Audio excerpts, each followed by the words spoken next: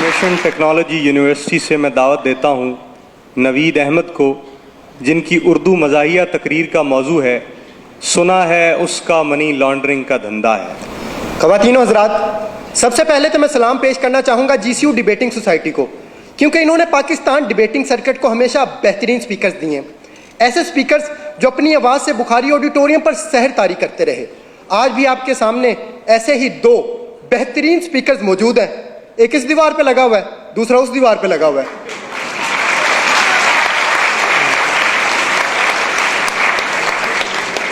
सदर आला वकार, पाकिस्तान में तो हर सियासतदान का मनी लॉन्ड्रिंग का धंधा है, इसलिए मेरी ख्वाहिश थी कि मैं सियासतदान बनूं ताकि इस मनी लॉन्ड्रिंग को ख़त्म कर सकूं।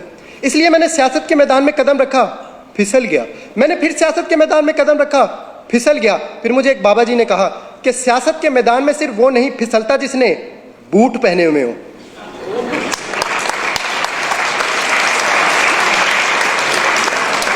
मैंने कहा बाबा जी मेरे पास तो बूट नहीं है, मैं क्या करूं? कहने लगे आपने घबराना नहीं है, तुम बूट पॉलिश कर लिया करो।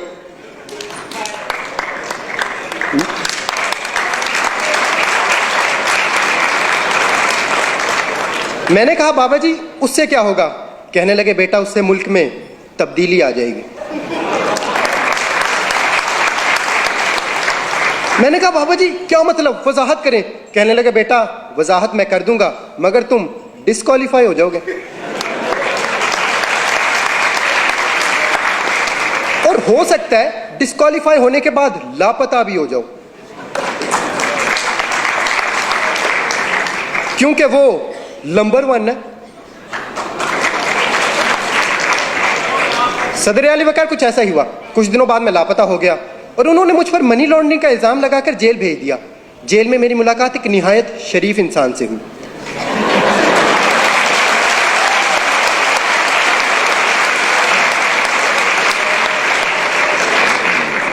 वो बहुत दरवेश इंसान थे।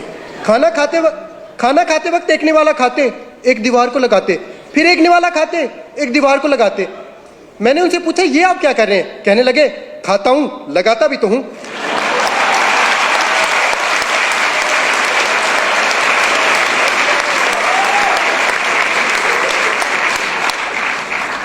मैंने कहा बाबूजी सुना है आपका मनी लॉन्ड्रिंग का धंधा है, क्या आप इसी वजह से जेल में आए?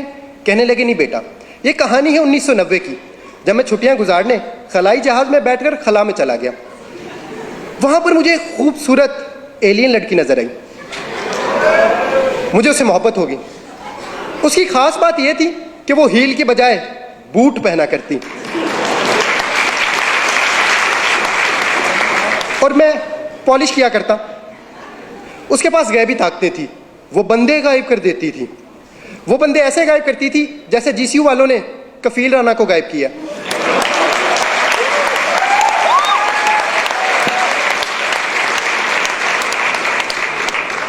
फिर मेरी सालगिरह आई और सालगिरह पे उसने मुझे कुर्सी दी। 2.5 साल तक मैं कुर्सी के साथ खेलता रहा, फिर उसने कुर्सी वापस ले ली। प्यार मोहब्बत का ये सिलसिला ऐसे ही चलता रहा कि 1999 आ गया। इस मरतबा उसकी सालगिरह आई और तोहफे में मैंने उसे बिल्ला दिया, जो डरता वरता किसी से नहीं था। फिर मैंने उसे कहा चलो आओ कोई धंधा शुरू करते हैं। कहने लगी पहले मेरे एक सवाल का जवाब दो, अगर एक लड़की गाड़ी में बैठी हो तो उसे क्या कहेंगे? मैंने कहा गर्ल कार। कहने लगी नहीं कार गर्ल। मैं कहनी गर्ल कार। फिर इसी कारगिल के इशू पे हमारी लड़ाई होगी।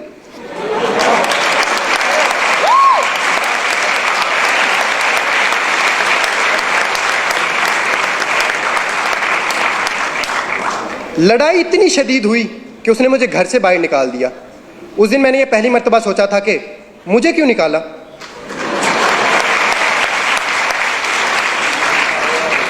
फिर वो 5 साल तक शुजात के साथ साइकिल चलाती रही।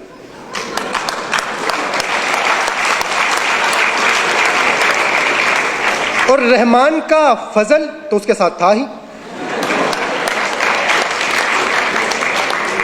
और दूसरी तरफ मुझे एक अरबी शेख मिल गया जो मुझे अपने साथ अल्लाह की सरजमीन पर ले गया। फिर वहां जाके मुझे इस बात का अंदाजा हुआ कि शेखों की 2 इकसाम है और इनमें से सबसे अच्छी है मिल्क शेक। फिर वहां पर मैंने खजूर की रेडी लगाई जिस पर सुबह में शाम को मेरा बेटा बैठा करता और खजूर के कारोबार में हमें दिन दुगनी और रात चुगनी चुगनी चुगनी तरक्की हुई। फिर मैंने मनी लॉन्ड्रिंग का धंधा भी शुरू कर दिया। खजूर का कारोबार इतना बढ़ा कि खजूर को जखीरा करने के लिए हमें लंदन में फ्लैट खरीदना पड़े। कतर का शहजादा तो खत लिखकर खजूर मंगाया करता। माइक्रोसॉफ्ट ने भी हमसे कई मुआहदे किए कैलिबरी में। फिर मैं सारा धंधा छोड़कर घर वापस आ गया क्योंकि अब वो रहीम और मेरी तरह शरीफ हो चुकी थी। फिर मैं उसे मिलने गया और मैंने उसे कहा, थैंक यू रहीम शरीफ।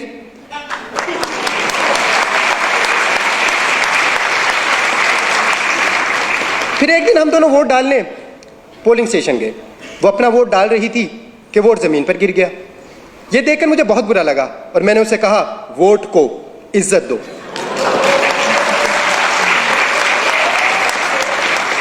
इस बात पर उसे गुस्सा आ गया और उसने मुझे कमर तोड़ जवाब दिया। मैंने उसे कहा, फिर उसने मुझ पर मनी लॉन्ड्रिंग का इल्जाम लगा दिया और उसे मेरी मोहब्बत को ठुकरा कर किसी और के पास चली गई। मैंने कहा, बाबूजी आप उससे इतनी मोहब्बत करते थे, उसके लिए मनी लॉन्ड्रिंग छोड़ देते।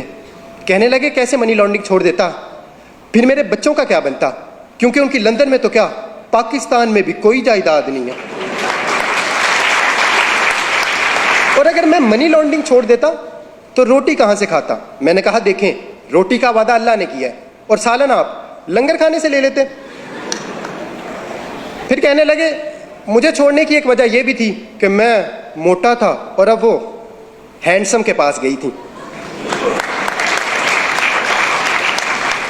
फिर मैं हैंडसम से मिलने बनी गाला मैरिज ब्यूरो गया क्योंकि उनका शादियों का धंधा था।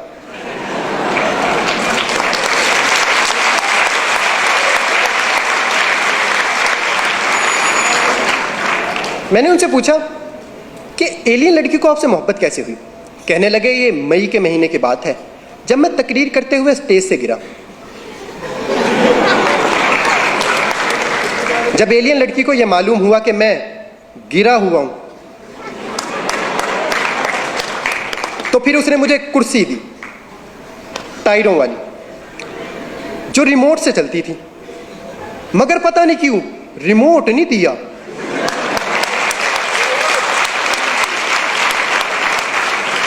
फिर वो 1 साल तक कुर्सी चलाती रही कि रिमोट की बैटरी खत्म हो गई। उसने चार्ज करना चाहा, प्लग दूर था, इसलिए फिर मैंने उसे एक्सटेंशन दी।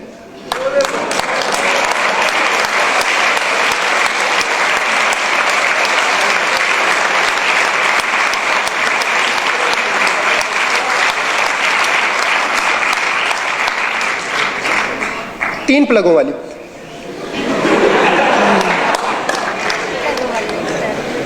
क्योंकि उसकी उम्मीद नाज का हमसे ये मान था कि आप सर्विस बढ़ा दीजिए। सर्विस बढ़ा दी गई। सदर आली वकार, अब तो ये आने वाला वक्त ही बताएगा कि एलियन लड़की रिमोट वाली कुर्सी चलाती है या फिर डीजल वाली।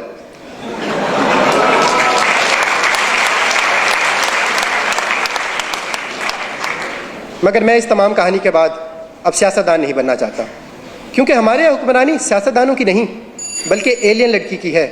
वो जब चाहे जिस पे चाहे मनी लॉन्ड्रिंग का इल्ज़ाम लगाकर उसे कहानी से बाहर कर दे। और अगर हमें ये मनी लॉन्ड्रिंग ख़त्म करना है तो हमें अपना जमहूरी निज़ाम बेहतर बनाना होगा, क्योंकि इस निज़ाम से हमें अक्सर बेवकूफ़ सदर मिलता है।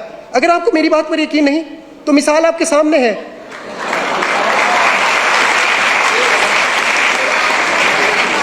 अमरीकी सदर की। शुक्रिया।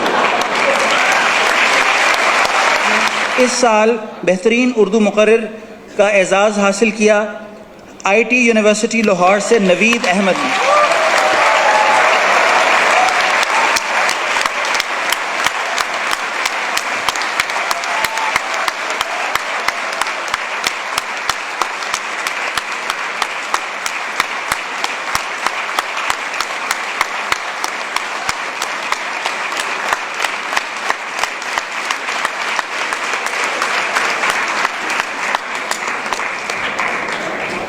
उनतालीसवें कुल पाकिस्तान अल्लामा Mohammad Iqbal bilingual declamation contest की टीम ट्रॉफ़ी हासिल की इस दफ़ा इंफॉर्मेशन टेक्नोलॉजी यूनिवर्सिटी लाहौर